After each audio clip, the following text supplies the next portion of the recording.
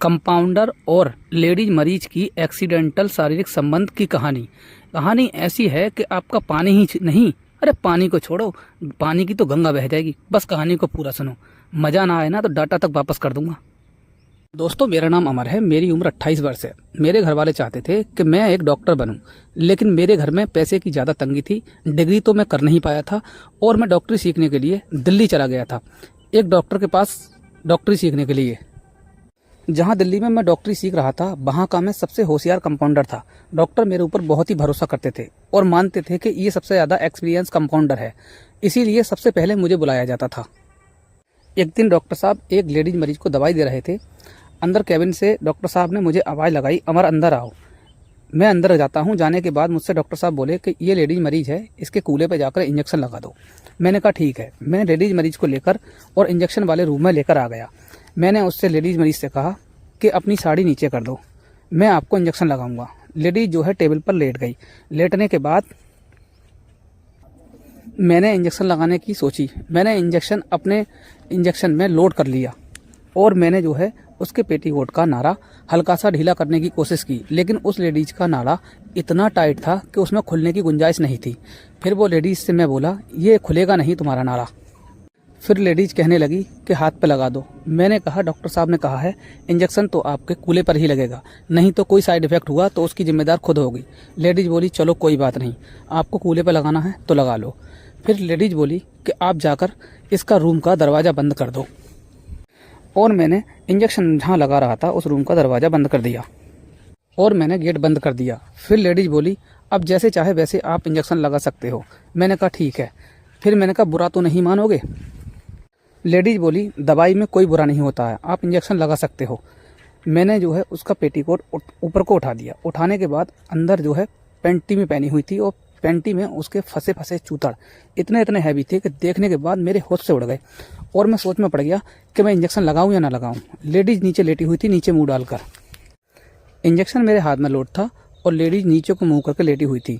मैंने उसका पेटीकोट ऊपर उठा दिया था। पेंटी में साफ साफ उसके मोटे मोटे चूतर दिख रहे थे और मेरी नज़र चूतर से हट नहीं रही थी और मैं चूतरों को ही निहार रहा था। कुछ देर तक लेडीज कुछ नहीं बोली। थोड़ी देर बाद उसकी नज़र मेरी पैंट की चेन पर पड़ी और लेडीज बोली आपका इंजेक्शन लोड हो चुका है। तुम्हारी दवाई का इंजेक्शन लोड हुआ हो या ना हुआ हो, लेकिन तुम्हारा इंजेक्शन लोड हो चुका है। ज़रा डॉक्टर साहब अपनी चैन की तरफ देखो। मैंने अपनी चैन की तरफ देखा तो मेरा खीरा बहुत तेज़ी से उछल रहा था।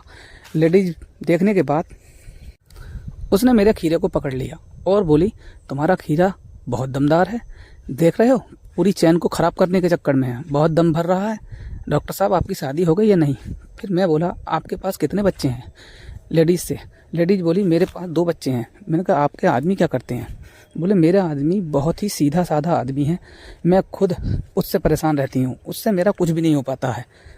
लेडीज के मुंह से ये बात सुनने के बाद मैं खुद भी समझने लगा था कि इतनी हैवी औरत को एक ज़बरदस्त आदमी ही सेटिस्फाई कर सकता है। लेडीज बोली कि देखो मेरी शादी को 5 साल हो चुके हैं, लेकिन मेरे पति से मैं आज तक खुश नहीं हो पाई हूँ। मेरे पास 2 बच्चे हैं, मैंने दोनों बच्चे अपनी मैके में जाकर ही ये अपने बॉयफ्रेंड से लिए हैं। इतना सुनने के बाद मेरे तो होश उड़ गए। मैंने कहा ये तो बहुत ही चालू औरत है। फिर मैं लेडीज़ से बोला मैं इंजेक्शन लगाऊं या नहीं लगाऊं, आप ऐसी बात कर रही हो। लेडीज़ बोली अपने दोनों इंजेक्शन मेरे अंदर डाल दो, मेरे अंदर भी आग लग चुकी है, तुम्हारा खीरा देखकर मुझसे रुका नहीं जा रहा है। और लेडीज़ की पैंटी मैंने नीचे खींचकर वहीं घोड़ी बनाकर और अपना इंजेक्शन डाल दिया। इंजेक्शन पूरा उसमें हिलाने के बाद लेडीज़ खुश हो गई और कहने लगी अब तो मैं बीमार होंगी फिर भी तुम्हारे पास आऊँगी, और तुम अगर मैं बीमार ना भी हुई तब भी एक बार को मैं तुम्हारे पास आ जाऊँगी, क्योंकि मुझे तुम्हारा इंजेक्शन बहुत पसंद आया है। इंजेक्शन मेरे हस्बैंड का ऐसा है ही नहीं, इतना छोटा इंजेक्शन है कि मेरे पास तक पहुंच ही नहीं पाता है। तुम्हारे इंजेक्शन ने मुझे खुश कर दिया और आज से मैं अपने हस्बैंड को भी छोड़ दूंगी और अपने बॉयफ्रेंड को भी छोड़ दूंगी, लेकिन तुम्हारा इंजेक्शन मुझे हर रोज़ चाहिए। और वो लेडी बार बार अस्पताल आने लगी और मेरा इंजेक्शन लगवाने लगी। एक दिन मुझे डॉक्टर ने रंगे हाथों पकड़ लिया और फिर मेरी नौकरी से मुझे निकाल दिया। ये एक सजेशन होता है, इसे देख के कुछ सीखना चाहिए कि गलत काम में कुछ नहीं है। ये कहानी सिर्फ लोगों को सुझाव के लिए है। अगर कहानी अच्छी लगी हो तो चैनल को सब्सक्राइब करना।